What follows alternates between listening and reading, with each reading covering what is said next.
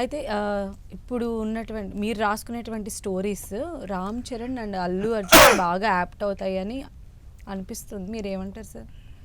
ఏంది మీరు రాసుకునే అంటే ఇప్పటి వరకు మీ దగ్గర నుంచి వచ్చిన మూవీస్ అంటే మీకు ఉన్నటువంటి విజువలైజేషన్, మీకున్నటువంటి ఫైర్, ఇవి ఇప్పుడున్నటువంటి స్టార్ హీరోస్లో రామ్ చరణ్, అల్లు అర్జున్ వీళ్ళిద్దరికి మీ నుంచి ఒక మంచి కథ అందితే ఇంకా బాగుంటుంది అని అనుకుంటున్నారు. మీరేమంటారు దీనిపై?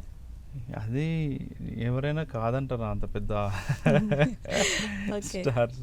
ఆ ప్రయత్నం అయితే చేయలేదు ఇంతవరకు నేనేమి. ఒకసారి అల్లు అర్జున్ గారు పిలిపించారు, జస్ట్ అడిగారు ఏం చేస్తున్నా, విరాటపురం చేస్తున్నా సార్ అని చెప్పిన, అంతే. ఇక ఏంటి కథ అంటే అది అడిగిన, ఓకే నేను సెట్ అవ్వను అన్నాడు, ఫర్దర్గా ఏదైనా ఉంటే చూడను అంతే. వాళ్ళందరికీ చెప్తారు అట్లనే, ఎందుకంటే ఎవరి దగ్గర ఏ కథ వస్తుందో తెలియదు కదా. నిజంగా నాకు అలాంటి దాన్ని వస్తే కనుక కంపల్సరీ నాకు యాక్సెస్ కూడా ఉంది, ఈజీగా వెళ్ళగలిగే యాక్సెస్ కూడా ఉంది, బన్నీ సార్ దగ్గరికి కానీ చరణ్ సార్ దగ్గరికి కానీ. సో ఫ్యూచర్ ప్రాజెక్ట్స్ ఏంటి సార్ ఇప్పుడు యాజ్ ఆఫ్ నౌ? ఇప్పుడు ఫ్యూచర్ ప్రాజెక్ట్స్ అంటే నేను నా సినిమా డైరెక్ట్ చేస్తున్నాను, అది జనవరిలో అట్లా షూటింగ్ స్టార్ట్. షూటింగ్ కాదు, అనౌన్స్మెంట్ అట్లా. Okay okay.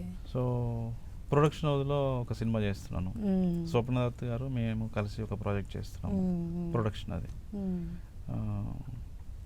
ఇంకొకటి 2 ప్రాజెక్టులు ప్రొడక్షన్లో పైప్ లైన్లో ఉన్నాయి.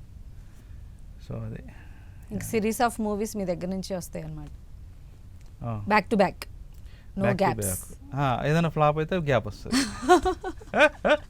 అంటే ఫ్లాప్ రాకుండానే చూసుకుంటారని మేము అంటే మినిమం అయితే ఉంటుంది, మినిమం గ్యారంటీ.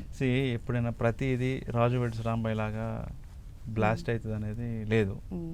ఓకే, ఆ టైము, సొసైటీ మూడు, పరిస్థితులు అన్నీ ఉంటాయి, దానికి కొన్ని లెక్కలు ఉంటాయి. సో మేము ప్రతిదీ ఇలా హిట్ అవ్వాలని ఏం చేయం, మంచి కంటెంట్ చేయడం వరకే మన చేతిలో ఉంది. కొన్ని కమర్షియల్ డైనమిక్స్ని, మార్కెట్ క్యాప్చర్ చేయగలగాలి మనం అంతే. యూత్, జెన్జీ యూత్ ఏం ఎక్స్పెక్ట్ చేస్తున్నారు, వాళ్ళకి ఏం కావాలి అనేదాన్ని. ఇప్పుడు 2 ఇయర్స్కి ఇప్పుడు 8th ఉన్నాడు, టీనేజ్లోకి వచ్చేస్తాడు, 8th క్లాస్లో ఇప్పుడు ఉంటాడు, వాడు స్కూల్ బాయ్. వాడు ఎలా మారుతాడో మనకు తెలియదు, వాడు అల్ట్రా ప్రో మ్యాక్స్లో ఉంటాడు. మనం అప్డేట్ చేసుకుంటూ ఉండాలన్నమాట ఈ ఆడియన్స్ విషయంలో. సో అలా మంచి సినిమాలు తీయడం వరకే మన చేతిలో పని. అది బ్లాక్ బస్టర్ అవుతుందా ఇంకేమవుతుందా, ఫ్లాప్ అంటే మరీ అయితే కాదు, మరీ జనాలు తిట్టుకునేలాగైతే చేయం, కంపల్సరీ మోసం చేయం జనాల్ని, అంటే మినిమం గ్యారంటీ మినిమం ఉంటుంది. విరాట్ పర్వం మూవీలో అంటే మీ ఇంటెన్సిటీ, డైలాగ్స్ కానీ, పోయిట్రీస్ కానీ మమ్మల్ని చాలా ఇన్స్పైర్ చేశాయి. సో ఒక్కసారి మా కోసం, ఆ వ్యూవర్స్ కోసం ఆ పోయిట్రీని ఒకసారి ఏమన్నా మాకు చెప్పగలుగుతారు? పోయిటరీ అంటే చాలా పోయమ్స్ ఉన్నాయి. ఆవేశంగా రాణా గారు చెప్తారు కదా, వారియర్ పోయం. నేను చూసి చెప్పచ్చా? చెప్పచ్చు సార్. మారదులే ఈ దోపిడి దొంగల రాజ్యం, మారదులే రౌద్రపు శత్రువు దాడిని ఎదిరించే పోరాటం మనది. చలో చలో చలో చలో చలో చలో పరిగెత్తు, అడుగే పిడుగై రాలేలాగా గుండెల దమ్మును చూపించు, చలో చలో చలో చలో చలో చలో. ఏ చీకటి మింగిన సూర్యుని తెచ్చి తూర్పు కొండను వెలిగిద్దాం, వంగిన వీపుల బరువులు దించి విప్లవ గీతం వినిపిద్దాం.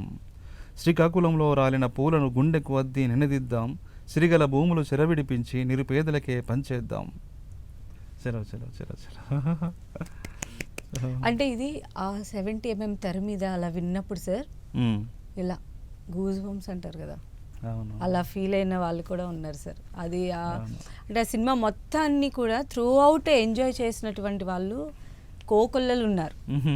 అండ్ మీకు కమర్షియల్గా అది అవ్వకపోవచ్చు, కానీ ఇప్పటికీ ఆ సినిమా గురించి స్టిల్ మాట్లాడుకుంటారు, ఆ లవ్ స్టోరీ గురించి మాట్లాడుకుంటారు. Right, thank you so much sir వేణుగారు. ఈరోజు అంటే మీకు సంబంధించిన చాలా విషయాలు మాతో షేర్ చేసుకున్నారు. అలానే మీ కెరియర్ చాలా చాలా బాగుండాలి, మీరు అనుకున్నటువంటి హైట్స్ రీచ్ అవ్వాలని చెప్పి 10TV మనస్ఫూర్తిగా కోరుకుంటోంది. థ్యాంక్ యూ సో మచ్ అండి. My pleasure.